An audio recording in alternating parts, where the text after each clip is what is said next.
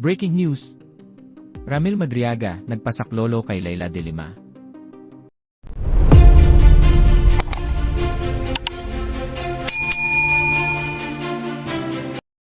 Humingi ng tulong si Ramil Madriaga, ang lalaking naglabas ng isang questionableng affidavit na nag-ugnay kay Vice President Sara Duterte, sa anyay illegal na droga at pogo operators kay ML Party List Representative Leila de Lima, matapos umano siyang maling maakusahan at gipitin.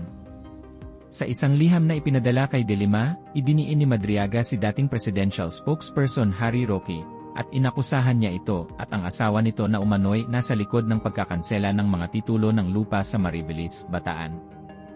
Git pa niya, pinagbantaan umano ang kanyang buhay kaugnay ng mga isyong ito. Samantala, hindi maikakaila ang pagdududa ng publiko sa mga pahayag ni Madriaga, lalo na matapos lumutang ang ilang inconsistencies sa kanyang testimonya. Isa na rito ang kanyang pahayag na naging kaklase raw niya si BP Sara Duterte sa law school noong 1991, sa panahong menor de edad pa lamang ang Vice Presidente, isang detalye na agad kinuwestiyon ng mga kritiko. Mariin ding itinanggi ng mga taong pinangalanan sa affidavit ang mga paratang laban sa kanila. Sinabi ng Office of the Vice President na ang usapin ay naiparating na sa Vice Presidente, habang ang ilang opisyal na nadawit ay naghayag na wala silang anumang kaugnayan kay Madriaga at iginiit na isa itong polluted source. Kidnapping ba yun? Kidnapping. Attorney, yung kaso? Ano po ba nangyari noong Well, 2023? Unang-una, hindi ko siya kakilala until dinimanda ko siya for kidnapping. So wala kaming falling out dahil hindi ko siya kakilala from ADAM. Okay. Ang alam ko lang, siya ay na-identify as unang-una, suspect nga doon sa kidnapping na yon. At later on, nung na-recover yung mga biktima ng kidnapping, positively identified siya as being one of the kidnappers. So kung sinasabi niya nakakilala ko siya before at nagkaroon kami ng falling out, that's an outright lie dahil hindi ako mag-associate sa mga character gaya ni Ramil Madriaga. I think it's more of falling out with VP Sara kasi daw po hiningi niya yung tulong ni VP Sara when you filed the case against him pero hindi raw siya tinulungan. Ganun po ba ang version ng Well, alam nyo, ang pagkakaalam ko lang, hindi siya kakilala ni VP Sara. Kasi alam mo, sa piskalya pa lang yan, ginamit na niyang alabay na yung panahon daw na di umano na nangindap sila, siya ay nag-a-attend ng isang parallel event ni VP Sara, no? At ako naman, nung nakita ko yan sa kanyang affidavit, pinagbigay alam ko kaagad sa tanggapan muna ni VP Sara kung talagang kakilala siya, no? At ang sabi sa akin, hindi yan personal na kakilala ni VP Sara. In fact, hindi siya kakilala ni VP Sara. Ang may kilala lang yung isang tao na may koneksyon kay VP Sara dahil galing sa yung eskwelahan kung saan nag-graduate ng law si VP Sara, no, sa San Sebastian Law School. No? So yun ang pagkaka-explain sa akin. Later on, si VP Sara mentioned to me na nagkaroon siya ng threat sa buhay niya and it was coming from Ramil Madriaga. Ang sabi niya sa akin, it was duly blattered, no? At ang threat was directed against VP Sara and myself, no?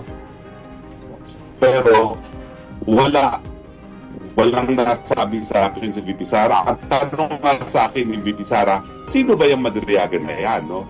Bakit ako tinetrete niyang Madriagang yan? Yun ang pagtataka na may mga larawan na kasama siya ni VP Sara kasi politiko naman talaga si VP Sara, no?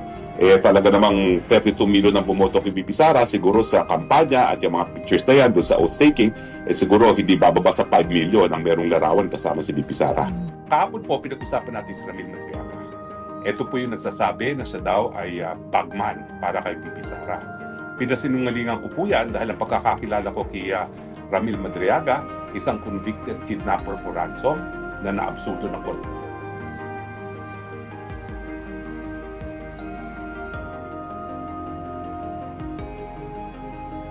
ng hukuman. At saka, pasensya na po, nagkaroon ng kole. Ayan, sira tuloy yung aking setup. At saka, bukod pa, na-convict siya ng RTC, na-absulto ng Supreme Court, at bukod pa po dyan, dinimanda ni Chavit Singson for extortion, at bukod pa po dyan, ako po ang private prosecutor kung bakit siya ay nakakulong sa 2 counts of kidnapping for ransom. So malinaw po sa mga kasong hinarap at hinaharap ni Ramil Madriaga na siya ay isang polluted source. So ang ating desisyon ng Korte Suprema, ang mga ang mga pasaring para mapaniwalaan dapat manggaling sa panipaniwalang source at dapat yung sinasabi ay kapanipaniwala din. So ngayon naman, pag-usapan natin, kapani-kapaniwala ba ang mga sinasabi ni Ramil Madriaga sa kanyang sinumpaang salaysay? Ang aking mabilis at madaling salita ay hindi po. Simulan po natin sa kauna-uhan pala ng kanyang affidavit. Sinasabi niya na siya ay law graduate. Pag sinasabi niya na siya ay law graduate, siya ay merong Bachelor of Arts o Bachelor of Science, undergrad, at saka LLB or JD. Bakit naman kung siya ay merong JD, sinimulan niya ng I took up the College of Law. Hello. Kung ikaw naman ay law graduate at merong college degree at saka merong law degree, miski hindi ka pa pumasa ng bar at naiintindihan ko ba't hindi siya pumasa ng bar, ay hindi mo naman sasabihin I took up the College of Law. Binuhat niya yung College of Law. Dapat I took up law at the College of Law. Hindi yung I took up at the College of Law. So sa simula pa lang niyang hirit, hindi nakapanipaniwala na siya ay talagang sinasabi kung sino siya. Pero isa-isahin na ating mga sinasabi niya. Abay, ang dami niya naging trabaho sa gobyerno. Bakit? Meron ba siyang napakitang GSIS? Meron ba siyang napakitang Certificate of Employment? At saka ito nakapagtataka. Ang sabi niya, siya empleyado ng, ang dami niyang posisyon. National Security Council, NBI, Revenue and Integrity Protection Service, General Headquarters ng AFP from 2018 to 2022. Pwede ba yun? Ako, nung ako po'y nanalo bilang kongresista, kinailangan ko mag-BTO bilang full-time law professor sa UP kasi bawal ang dalawang trabaho sa gobyerno. Pinagbabawal po yan. At lalong pinagbabawal ang double compensation. Isa-isa lang po ang pwede maging pwesto sa gobyerno. Hindi po pwede na 1, 2, 3, 4, 5 na trabaho sa gobyerno sabay-sabay. At ito daw po ay from 2018 to 2022. Pagtapos ng termino ni Tatay Digong. Imposible po yun. Isa lang. Now, itong si Ramil Madriaga, isa po dun sa nakuha nung renade yung bahay na kanyang pinsan na nasundan ng mga kapulisan matapos magbigay ng ransom at ma-release yung mga latest victims ng kidnapping ng Madriaga Kidnapping Syndicate ay isang ID ng NBI confidential agent. Ano ibig sabihin yun? Hindi siya empleyado. Kung totoo man yung ID na yon at hindi pa namin na-imbestigahan kung totoo nga yung ID na yon o for pakita lamang, ang confidential agent po, hindi yan full-time employee. Kahit sino pwedeng bigyan yan. At ang kanilang trabaho ay magbigay ng tips sa mga NBI agent. Pero hindi po ibig sabihin na empleyado sila. Dahil ang confidential agent po, walang employment. Wala pong employment-employee relation between the NBI at dun sa confidential agent. Kahit sino po, kung malakas ka lang sa NBI, pwede ka mabigyan ng ID dyan. Ewan ko, mga power tripping lang naman siguro yung nangangailangan ng ganyang ID. Pero yan po yung nakita namin nung renade yung bahay ng pinsan niya. Matapos sundan yung pinsan ng mga pulis, matapos na magbigay ng ransom dyan sa grupo nila at matapos na po na mapalaya yung dalawang biktima. Now, ito po nakapagtataka. Si nasirang Congressman Roy Lugoles daw, aking ninong sa kasal, ay ang nagpakilala sa kanya kay Tatay Digong. At ito daw po ay nangyari, kailan ba ito? Hindi niya sinabi kung kailan, parang 2016 ata. Pero nakapagtataka, bakit siya ipapakilala ni Roy Lugoles? Kaano-ano siya ni Roy Lugoles? At ang mas importanteng question, bakit naman ipapakilala siya ni Roy Lugoles kay Tatay Digong? Si Roy Lugoles, liberal diehard. Hindi po siya kapartido ni Tatay Digong. Kung hindi ako nagkakamali, ang sinuportahan sa eleksyon ni Roy Lugoles nung siya nabubuhay pa ay si Mar Rojas. So bakit papakilala siya ni Roy Lugoles? At anong koneksyon niya kay Roy Lugoles? Siyempre, nakakalungkot, napatay na si Roy Lugoles at hindi pa pwedeng pasinungalingan na he had anything to do with a character like Ramil Madriaga. Kung ako si Roy Lugoles at buhay ako, magrereklamo ko, "Hoy, di kita kakilala ha. Dami mong kasong hinaharap for kidnapping, for ransom, ba't mo sasabihin na kakilala kita?" Renade pa ho yan ha, yung farmhouse niya. At napakadaming armas ng na-recover doon sa kanyang farmhouse dyan sa Rizal. Now, tapos ang sabi ay inatasan daw siya ng presidente na mag-gather ng intelligence para dito sa Tokha, yung Operation Double Barrel.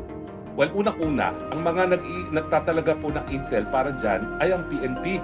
Dahil ang PNP naman po ang merong programa ng Operation Double Barrel. So dapat police ang nagbigay sa kanya ng otoridad na maging intel, hindi presidente. Sino ka para italaga ng presidente na intelligence officer? Ako po naman, 4 na taon ako naglingkod sa Malacanang, hindi ko naman po nakita yung Ramil Madriaga. Alam niyo po, nung kami ay nakikita niyan sa pagbibista, hindi ko na po yan nakita mula nung nag-file ng kaso kasi doon lang siya sa kulungan na uma-appear. Pero personal ko nakikita yan sa piskalya. Wala naman siya sinasabi na magkakilala kami. Wala. At saka ilang na ilang yan kasi nga ginagamit niya ang pangalan ni Sara Duterte sa kanyang depensa. Sa kanyang counter affidavit nga, sinasabi niya na yung panahon na nagkaroon ng kidnapping, siya daw ay nag-a-attend ng isang Sara Duterte parallel activity. Ano naman kinalaman noon? Mahigit 10 araw na nakadetine yung 2 biktima ng kidnapping. No? So ano ngayon kung ikaw ay nandoon nag-a-attend ng isang affair, ano naman ang kinalaman noon sa wala kang partisipasyon sa kidnapping, di ba po? Pero anyway, pahayaan na natin ang korte mag-decide dyan. Sinasabi ko lang kung ano yung depensa niya at palagi niyang ginagamit. Alam ko na every time makikita kami sa piskalya para sa PI, uncomfortable siya. Kasi ang plano talaga niya, in-name drop si Inday Sara Duterte. Paano naman siya mag-name drop na Inday Sara Duterte? Ako tumatayong abogado para sa biktima.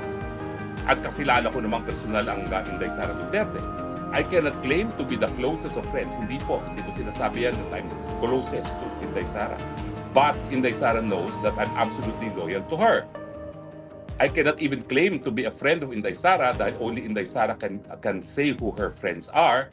Pero at least, kilala ko yung mga karakter na magiging close kay Inday Sara para pagkatiwalaan. And believe you me, Ramil Madriaga does not fit that profile. Kasi bakit naman siya pagkakatiwalaan ng Vice President na alam na minsan ay na-convict na for kidnapping? Di ba, sentido ko mo yan? Ikaw, Vice President, hindi mo ba alamin kung sino yung mga tao yan para bigyan ng mga sensitibong mga assignment kung totoo man ito? Pero anyway, patuloy nating himay-himayin ang kanyang sinumpaang salaysay. So sinasabi ko lang po, imposible na ang presidente mismo magtatalaga sa kanya dahil sino ka? Pinakilala ka lang ni Roy Lugoles tapos automatically itatalaga ka na ng intel officer sa Operation Double Barrel. Gaya ng sinasabi ko, ang otoridad talaga para magtalaga sa kanya bilang intel officer ay ang PNP, si Bato de la Rosa siguro, hindi ang presidente mismo. Now, sabi niya nagtrabaho siya sa PSG. Kasinungalingan. Bakit? Sinabi rin niya na binuo niya ang Vice Presidential Security Group. Kasinungalingan. Unahin natin bakit kasinungalingan na nagtrabaho siya sa PSG. Kasi ang Presidential Security Group po, para ikaw maging kasapi niyan, dapat miyembro ka ng Armed Forces of the Philippines o di naman kaya ng PNP. Para maging miyembro ka niyan, para sa being officer, dapat ikaw ay pasado ng PMA o di naman kaya ng flying school o di naman kaya ng ROTC. Wala naman sa ganyang kwalifikasyon. Now, siya ba'y enlisted? Hindi rin. Wala naman siya mapapakita at hindi naman niya ina-allege na siya'y officer or enlisted ng AFP or ng PNP. Tanging mga taga-AFP at PNP lang po ang po pwedeng maging kasabi ng PSG at ng VPSG, Vice Presidential Group. Ang yabang nitong si Madriaga, siya pa daw ang bumuo ng Vice President Security Group ni Sara Duterte. Bakit po kasi nungalingan yan? Kasi hindi lang po si Sara Duterte ang nagkaroon ng VPSG. Panahon pa ni VP Binay, VPSG na po yan. Alam ko po yan dahil ako naman naging malapit kay Vice President Binay dahil siya nga inampun ng nanay ko at ng lola ko dyan sa Pasay. No? Teacher ni VP Binay ang nanay ko sa high school at inampun siya ng nanay ko. So very familiar ako yung panahon na mayor si VP Binay at panahon na siya naging Vice President. Kilala ko po head ng VPSG na naging head din ng security ng Makati ng panahon ni Abby Binay. No? West Pointer po yun. Pero hindi po si VP Sara ang bumuo ng VPSG, nandyan na po yan. At dahil si Leni Robredo naman po ay naging kasama ko rin sa dormitory sa UP, nung ako po ay bagong halal as congressman at siya ay bagong halal as vice president, nagkaroon kami ng parang reunion sa dormitoryo at doon nga, nandun pa rin yung VPSG. At tinanong ko nga kay Vice President Leni, marami ka bang tinanggal sa VPSG ni VP Binay? Sabi niya, hindi naman, professional na mga yan. Nagdagdag lang ako ng sarili kong mga tao, pero by and large, pareho pa rin yung VPSG under Leni as VPSG under VP Binay. So, kalokohan po yan na siya pa ang bumuo ng VPSG ni VP Sara. Matagal na pong may VPSG at hindi siya po pwedeng sumali dyan dahil hindi nga siya kasapi sa AFP or sa PNP. Now, tapos, sa 2018 daw, abay, si Tatay Digong daw ang nagpakilala sa kanya kay Inday Sara Duterte. At tignan nyo yan, ha? 2018 lang nakilala si Inday Sara Duterte, and yet, kasama siya bumuo ng VPSG. Parang ang bilis naman niyang pagkatiwalaan. No kidding, no? Eh ako, 2018, nakikita ko naman talaga si VP Sara. Kasama namin si VP Sara sa Israel. Kasama namin si VP Sara sa China. So, kilala ko na siya. Pero nung ako'y naging malapit, hindi man sinasabing close ako, pero nung naging talking terms ako ni VP Sara, it took a long time. In fact, inaway pa nga ako ni VP Sara bago kami naging kahit pa paano in cordial terms, no? Pero pinagbati kami ni Tatay Digong. That was 2019. Matagal ko nakakilala in terms of kilala ko siya, na-meet ko siya, kasama ko siya sa aeroplano, papunta Israel, papunta ng China. Hindi ko lang maalala kung kasama rin siya sa Japan. Hindi ko na maalala, no, nag-merge na yung aking memory, no? Pero parang kasama rin ata siya sa Japan. Baski nakilala ko na siya at kakilala niya ako tagapagsalita ng tatay niya, hindi kami on talking terms na parang familiar with each other until much later. Until 2022 in fact. Kasi ganun si Inday Sara. Hindi siya mabilis gumaang ang loob. She's cordial to everyone dahil politiko, pero hindi siya mabilis magtiwala at hindi siya mabilis na maging komportable sa mga tao. So, ano naman ang katangian mo? Na ikaw ay biglang pagkakatiwalaan ka agad ni VP Sara na 2018 mo lang nakilala, tapos by 2022 ikaw na ang tinalaga na mag-form ng VPSG na hindi naman totoo kasi existing na yung VPSG for as long as at least yung time ni VP Binay. Now, itong nakakapagtaka pa, 2019 daw, tinalaga na siya ni VP Sara na tulungan siya tumakbo ng presidente. Tamaan ako ng kidlat. Wala akong plano ng 2019 na tumakbo para presidente sa VP Sara. Hindi ba, para nga sa 22 elections nung 21 at talaga namang oras-oras ko siyang tinatawagan ng mga panahon na yon dahil talagang nanumpa ako, nasasamahan ko siya kung ano man ang desisyon niya, nag-file pa nga siya ng Certificate of Candidacy for Mayor. Di ba? Umayaw nga siya ng presidente. At sa totoo lang, I hope VP Sara will not mind it. Ang sabi niya sa akin, bakit ako tatakbo ng presidente? Ang alam ko lang, City Hall ng Davao. So parang ang feeling talaga ni VP Sara, hindi pa siya po pwede magplano maging presidente dahil hindi pa siya hinog. Kulang pa sa karanasan. Kahit anong pilit ni Tatay Digong na tumakbo siya ng presidente. Kaya nga, ang final niya, nung 2022 originally, as re-election as mayor of Davao City. Bakit sasabihin itong si Madriaga na 2019 pa lang, nagpaplano ng tumakbo bilang presidente si Inday Sara Duterte. In fact, until now, sinasabi lang ni VP Sara and it's already 2025. 3 years away. In fact, 2 years away na lang kasi tapos na 2025. Ang sinasabi lang ni VP Sara, mukhang pinag-iisipan niya na tatakbo siya ng presidente. Bakit as early as 2019 sinasabi ni Ramil Madriaga, tinalaga na siya na tulungan siya tumakbo ng presidente. Hindi po totoo yan. Dahil matter of history, mayor ang original na final na candidacy ni Inday Sara Duterte. So bakit niya itatalaga itong si Ramil na bumuo ng parallel group na isip? Isa pa po yan, ha? Ma'am Sara, wag kang magagalit. Pero yung sinasabi niya ng pondo na galing kay Inday Sara, hello, never po yung mangyayari. Si Inday Sara, palibasa, hindi nagnanakaw sa kaban ng bayan, hindi rin namimigay ng pera. I can vouch for that. Okay? Hindi po yan mamimigay ng pera. Parang ang hindi politiko. Diyan sila nagkakaiba ng tatay niya. Yung tatay niya, kung kinakailangan, maglalabas. Inday Sara, hindi. Well, ma'am, huwag kang magagalit, pero ganoon naman talaga. Diba? Hindi yan para magbigay ng pera sa isang parallel group. Ang mga parallel groups, voluntary po yan, pinuform ng mga supporters. Kinikilala niya lahat. Nag-aaway-away pa nga yan at natural lang yan.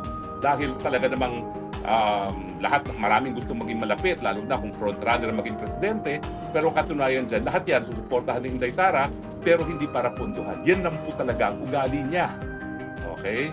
Kaya nga po, imposible na ang nagpondo pa sa isip ay yang si VP Sara.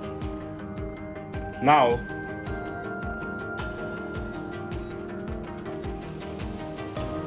sabi niya, si VP Sara raw nagtalaga na siya ay lead convener ng ISIP. Hello! Gaya na sinabi ko, voluntaryo po lahat yan. Kahit sino po pwede magbuo ng parallel group. Ang tanong ko nga meron bang pagkakataon na sinipot sila ng Inday Sara as a parallel group? Kasi napakadami po niyang parallel group na yan. At yun nga po, no, miski one-man parallel group, pwede ka pong bumuo. Siguro pwede ka bubuo ng parallel group, picturean mo lahat ng iyong pamilya, sabihin mo milyon-milyon ng iyong followers para nga sumipsip sa isang kandidato. So, wag po tayong maniwala dyan. Okay. Ngayon, ang sinasabi niya, malapit daw siya doon sa mga namuno ng VPSG dahil siya nga daw po ang bumuo na sinabi ko ng kasinungalingan dahil talagang meron naman talagang VPSG. Tapos ang sinasabi niya, itong Colonel Nolasco na naging hepe at mukha naman naging hepe talaga siya ng VPSG ay estudyante niya. Hello! Estudyante niya saan?